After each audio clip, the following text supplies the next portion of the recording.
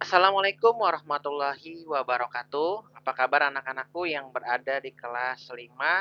Semoga semuanya pada hari ini dalam keadaan sehat, dalam keadaan ceria, dalam keadaan semangat semuanya.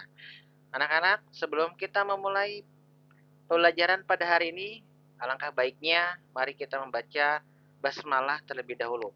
Bismillahirrahmanirrahim. Anak-anak, hari ini kita akan membahas tentang mari hidup sederhana dan ikhlas. Untuk seluruh anak-anak, Bapak minta dan Bapak mohon semuanya untuk fokus belajar dengan sungguh-sungguh agar materi kita pada hari ini semuanya dapat tersampaikan dengan sebaik-baiknya dan kalian semuanya juga mendapatkan ilmu yang bermanfaat. Langsung saja, hari ini kita akan membahas tentang mari hidup sederhana dan ikhlas. Bagaimana hidup sederhana itu? Perhatikan gambar rumah di bawah ini. Rumah itu terletak di pinggir pantai. Di sekitar rumah banyak tanaman dan pepohonan yang terawat baik, serta lingkungan dan halaman rumah pun tampak bersih. Menurutmu, apakah rumah tersebut tergolong sederhana atau tidak? Nah, kemukakan pendapatmu. Nah, bagaimana anak-anak melihatnya? Apakah sederhana itu harus mewah atau sebaliknya tampak biasa saja? Padahal hidup sederhana itu tidak terlihat kaya atau tidak terlihat miskin. Yang penting hidup penuh dengan kecukupan dan rasa syukur yang tinggi. Nah, sebagaimana di dalam Quran Surah Al-Furqan, surah ke-25 ayat 67, mengajarkan ciri-ciri orang yang hidup sederhana. A'udzubillahi minasyaitonirrajim. Bismillahirrahmanirrahim. Wallazina iza anfaqu lam yusrifu wa lam yaqturu wa kana baina zalika qawaman. Yang artinya, dan termasuk hamba-hamba Tuhan yang Maha Pengasih, orang-orang yang apabila membelanjakan harta, mereka tidak berlebihan dan tidak pula kikir, keduanya secara wajar. Dalam Quran Surah Al-Furqan, surah ke-25 ayat 67. Nah, di dalam Al-Quran, hidup sederhana itu adalah hidup di antara berlebihan, kikir. Berlebihan artinya tidak wajar atau aneh-aneh. Sedangkan kikir artinya terlampau hemat atau disebut juga dengan pelit. Dalam menggunakan uang jajan, dianjurkan agar tidak berlebihan dan tidak pula kikir. Hidup sederhana bukan berarti kita harus miskin ataupun juga tidak punya apa-apa. Contohnya saja, misalkan memanfaatkan uang jajan yang diberikan. Jika masih bisa menabung, maka lebih baik sisihkan untuk menabung. Untuk masa depan, jangan boros dalam membeli sesuatu yang diinginkan. Kita lihat saja, meskipun Nabi Muhammad SAW seorang rasul dan pemimpin yang memiliki pengaruh serta kekuasaan, namun ia selalu hidup sederhana dan menghindari hidup mewah dan boros. Menurut riwayat Nabi Muhammad SAW, selalu tidur beralaskan sehelai tikar. Dan kalau ia terbangun dari tidurnya, terlihat ada bekas tikar di pipinya. Begitulah sederhananya kehidupan Nabi. Tapi ia sangat mulia di hadapan Allah Subhanahu wa taala. Mampukah kita seperti Nabi? Nabi Muhammad Shallallahu alaihi wasallam, teladan kita. Ketaatan dan kesederhanaannya Nabi Muhammad Shallallahu alaihi wasallam hanya bisa kita contoh dengan segenap kemampuan kita, seusaha kita, semaksimal mungkin kita usaha mencontoh Nabi Muhammad Shallallahu alaihi wasallam agar perilaku kita tidak boros. Nah, apa sih keuntungan sederhana? Antara lain, yaitu yang pertama, orang yang hidup sederhana berarti telah mengamalkan ajaran agama atau perintah Allah Subhanahu wa taala. Yang kedua, orang yang hidup sederhana berarti telah mampu melawan godaan setan. Yang ketiga, orang yang hidup sederhana biasanya rendah hati dan disenangi banyak orang. Yang keempat, orang yang hidup sederhana tidak akan ditimpa yang namanya penyakit resah dan gelisah. Karena dia memiliki ketenangan hati. Dia tidak pelit dan tidak juga boros.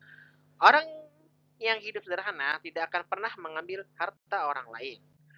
Lalu kita lihat di sini ada gambar, anak-anak. Gambar ini coba kita lihat sebelah kiri. Ada seorang anak atau teman yang bertanya, "Mau kemana kamu, Dedi?" "Mau main game, Amir." "Wah, banyak ya uangmu." "Ya, ada sisa jajan." "Mengapa tidak kamu tabung?" "Ah, aku tidak suka menabung." "Jadi kamu suka boros?" Padahal Allah Subhanahu wa taala mengatakan boros itu adalah saudaranya setan. "Oh, begitu ya?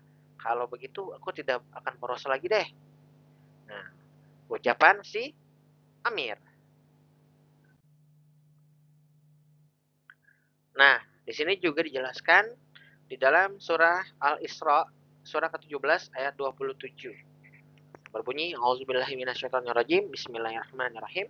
Innal mubazzirina kanu ikhwana sayatin wa kana syaitanu lirabbih kafura." Yang artinya sungguhnya pemboros-pemboros itu adalah saudara-saudara setan dan setan itu adalah sangat ingkar kepada Tuhannya. Quran surah Al-Isra surah ke-17 ayat 27. Nah, di dalam surah Al-Isra di atas tadi, pemboros adalah saudaranya setan, sedangkan setan ingkar kepada Allah Subhanahu wa taala. Berarti orang yang suka boros adalah orang yang ingkar kepada Allah. Ingkar artinya tidak menuruti perintah Allah Subhanahu wa taala. Aku harus bisa hidup sederhana. Semua orang bisa hidup sederhana, tergantung pada kemauannya. Mulailah dengan niat yang ikhlas untuk hidup sederhana, karena hidup sederhana adalah perintah Allah.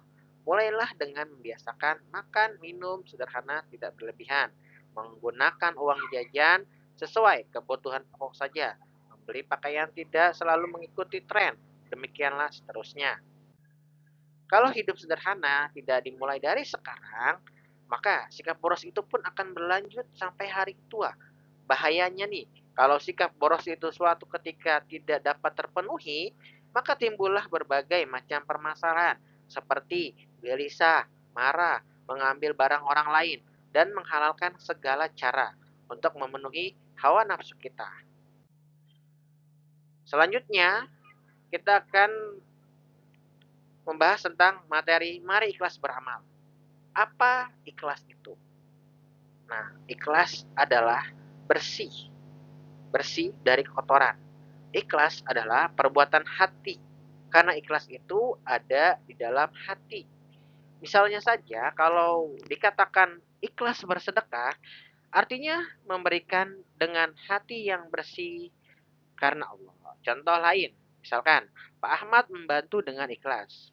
Artinya, Pak Ahmad membantu dengan hati yang bersih tanpa mengharapkan sesuatu balasan atau imbalan dari apapun dan siapapun, kecuali mengharapkan ridho dari Allah Subhanahu wa taala. Kata ikhlas sering juga dihubungkan dengan kalimat karena Allah Subhanahu wa taala. Misalkan saja Pak Ahmad membantu dengan ikhlas karena Allah Subhanahu wa taala. Maka ketika Pak Ahmad sedang membantu seorang yang sedang terjatuh dari sepeda, di hatinya hanya ada semboyan. Membantu adalah perintah Allah Subhanahu wa taala. Akan tetapi kalau Pak Ahmad membantu dengan mengharapkan pujian orang, maka Pak Ahmad tidak ikhlas. Sebagaimana Rasulullah Shallallahu alaihi wasallam bersabda, "Innallaha la yanzuru ila ajsamikum wala ila suwarikum walakin yanzuru ila qulubikum." Rawahu Muslim.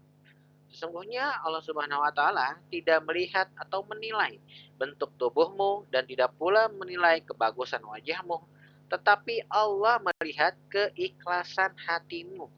Nah, disinilah kita bisa belajar tentang keikhlasan. Selanjutnya, ketika kita ingin beramal, melakukan suatu perbuatan, maka kita melakukannya ikhlas karena Allah Subhanahu wa taala. Wa ma umiru illa liya'budullaha mukhlishina lahuddin. Hunafa wa yuqimus salata wa yaqtu zakata wa zalika dinul qayyimah. Padahal mereka hanya diperintahkan menyembah Allah Subhanahu wa taala dengan ikhlas, semata-mata karena menjalankan agama dan juga melaksanakan menunaikan zakat. Yang demikian itulah agama yang lurus. Di dalam ayat di atas dinyatakan, menyembah Allah Subhanahu wa taala dengan ikhlas berarti melakukan ibadah sholat harus dengan ikhlas karena Allah Subhanahu wa taala. Semata apabila beribadah dilakukan supaya mendapat pujian dari orang tua ataupun guru. maka sholatnya tidak termasuk beramal ibadah yang ikhlas. Jadi taat kepada Allah Subhanahu wa taala pun harus dengan ikhlas. Nah, di sini kita lihat ciri-ciri orang yang ikhlas antara lain. Yang pertama, ketika beramal atau melakukan perbuatan apapun itu dengan sungguh-sungguh tanpa mengharapkan adanya pujian dari manusia. Lalu yang kedua, beramal dengan tekun dan rajin semata-mata karena tindakan itu adalah perintah Allah Subhanahu wa taala. Lalu yang ketiga, tidak memamerkan dan menceritakan amalnya kepada orang lain. Lalu yang terakhir, yang keempat, tidak pernah mengeluh dalam melaksanakan tugas ataupun melakukan perbuatan. Nah, jadi kesimpulannya, anak-anak pada hari ini, yang pertama itu adalah hidup sederhana ialah tidak boros dan tidak kikir. Jadi sedang. Yang kedua, semua amal ibadah yang kita lakukan harus dengan ikhlas karena Allah Subhanahu wa taala. Agar apa yang kita lakukan itu tidak sia-sia nilainya di mata Allah. Lalu yang ketiga, hidup sederhana disenangi Allah Subhanahu wa taala dan tentunya manusia. Yang keempat, hidup sederhana bukanlah harus miskin. Yang kelima, boros adalah ciri-ciri orang yang ingkar kepada Allah. Yang keenam, kebiasaan boros dapat mempersulit hidup. Yang ketujuh, beramal dengan ikhlas adalah perintah Allah Subhanahu wa taala. Yang kedelapan, orang yang ikhlas tidak pernah mengeluh dalam melaksanakan tugasnya.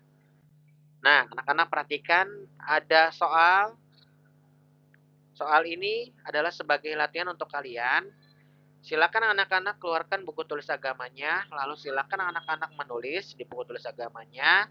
Anak-anak dimohon untuk lebih semangat lagi belajarnya, semangat lagi untuk beribadahnya. Semoga pada hari ini kalian semuanya bisa mendapatkan ilmu yang bermanfaat dan ilmu yang berguna untuk diri kita semuanya masing-masing. Semoga apa yang Bapak sampaikan semuanya dimengerti. Dan apabila ada yang mengalami kesulitan, silakan hubungi saja langsung Bapak. Kurang lebih anak-anak, Bapak mohon maaf apabila ada kekurangan ataupun kesalahan pada materi pembelajaran hari ini.